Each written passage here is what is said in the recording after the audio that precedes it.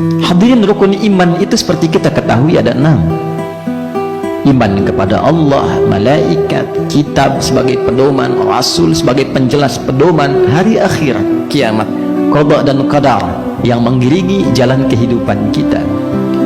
Dikatakan kita beriman sebagai umat Islam yang yakin tanpa ragu. Di antara sifat iman itu bahwa kita akan berpulang ke akhirat. Tempat kita di dunia ini hanya sementara. Sifat dunia itu sementara.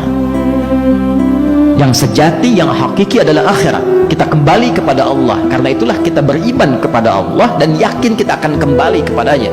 Itulah yang menjadikan saat ada saudara kita, tetangga, kerabat kembali kepada Allah, kita katakan inna lillahi wa inna ilaihi raji'un. Semua kita, justru yang menarik kita katakan pada diri kita, semua kita, jangankan kawan saya yang meninggal, saya pun, kita semua yang hadir milik Allah, yakin dengan Allah, dan kita semua akan kembali kepada Allah. Kemana kita kembali? Yaumul akhir. Kita punya harapan. Oleh karena itu setiap orang yang selesai tugas di dunianya, maka dikatakan telah meninggal dunia, meninggalkan dunia, berpindah ke tempat lain. Dan Al-Quran menjelaskan begitu detil kemana dia berpindah, di fase apa dia berkehidupan, bagaimana suasananya, termasuk bekalnya apa. Karena nalar kita yang logis akan membimbing kita untuk menyimpulkan setiap berpindah tempat pasti perlu bekal. Sekarang Anda, saya, kita di Bekasi akan pergi ke Jakarta, bukankah butuh bekal? Akan pergi ke Malaysia, bukankah butuh bekal lebih banyak? Akan pergi menunaikan haji, bukankah untuk haji butuh ONH? Ongkos naik haji ada bekal, bekal untuk bertahan. Anda bisa bayangkan berpindah di dalam dunia saja, hukumnya mengatakan butuh bekal. Maka dengan logika yang sama, ketika seseorang berpindah tempatnya, berpindah ruangnya, bahkan berpindah tempatnya bukan di inter dunia lagi, keluar dari dunia, maka dengan menggunakan logika yang sama, bukankah kita butuh bekal? Nah, sekarang gunakan logika yang serupa. Jika Anda berada di tempat sementara, ingin menuju tempat yang abadi, yang lestari. Saya beri contoh, misal sekarang Anda di Bekasi sementara, diberi waktu 3 bulan. Anda akan kembali misal saja, misal ke Tasikmalaya, dan di situ Anda akan berkehidupan sampai meninggal. Di Bekasi mencari bekal 3 bulan supaya nyaman hidup di Tasik sampai meninggal. Bukankah logika kita akan menuntun kita cari bekal, tapi jangan habiskan bekal itu di Bekasi, karena setelah 3 bulan Anda pulang ke Tasik. Jika Anda pulang tak bawa bekal, maka tak bisa hidup Anda di Tasik. Maka semua orang cerdas menyimpulkan, saya cuma punya waktu 3 bulan, saya manfaatkan selama di Bekasi, cari bekal sebaik-baiknya, supaya saat kembali ke Tasik nyaman, tenang, dan tentram hidup saya di Tasik. Logikanya demikian. Maka dengan logika yang sama, ditanya kita, fa'aina tadhhabun?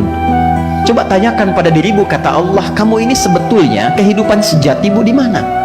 Bukankah setiap hari ditampakkan telah meninggal dunia, telah meninggal dunia, telah wafat, meninggalkan dunia, dia pergi, kita ditanya, kamu kemana nanti perginya? Maka berbahagianya kita sebagai muslim, di Al-Quran diterangkan, nanti kalau meninggal tempatnya ke sini kembali, ada alam kubur. Afala ya'lamu idza bu'athira ma fil qubur, melewati sakaratul maut, kullu nafsin dha'iqatul maut, yang mencabut malakul maut, qul yatawaffakum malakul maut alladhi wukkila bikum. Baru kemudian ke akhirat diproses, walal akhiratu khairul laka minal ula, kita temukan ada surga. Wa basyiril ladzina amanu wa 'amilus salihati anna lahum jannatin tajri min tahtihal anhar, tahtihal anhar, ada surga yang disiapkan. Untuk siapa? Untuk yang punya bekal. Jadi indahnya di Islam, dijelaskan fase kehidupan, realnya dihadapi, diterangkan kemudian penjelasannya, diberikan pembuktiannya, dan yang paling hebat, semua rutenya diterangkan dengan terperinci, yang mustahil bisa dijelaskan kecuali oleh penciptanya. Tidak ada yang bisa menjelaskan sesuatu yang belum diketahui kecuali oleh yang maha mengetahuinya. Maka dibalik kita dengan suasana ini, logikanya dunia ini sementara, seperti tadi kita di Bekasi. akhirat yang selamanya, seperti tasik tadi kita gambarkan. Maka orang yang cerdas sejatinya tidak berlebihan berada di dunia. Cukup dia mengumpulkan bekal yang dia akan bawa sebagai persiapan pulang ke tempat lestarinya. Dan tiap hari ditampakkan, ini pulang, ini pulang, ini pulang. Lalu kita katakan, inna lillah, saya pun akan pulang karena saya punya Allah. Saya milik Allah, wa inna ilaihi raji'un. Tiba waktu saya pun pasti pulang. Pertanyaannya dibalik, bekal kamu bagaimana? Persiapan kamu seperti apa?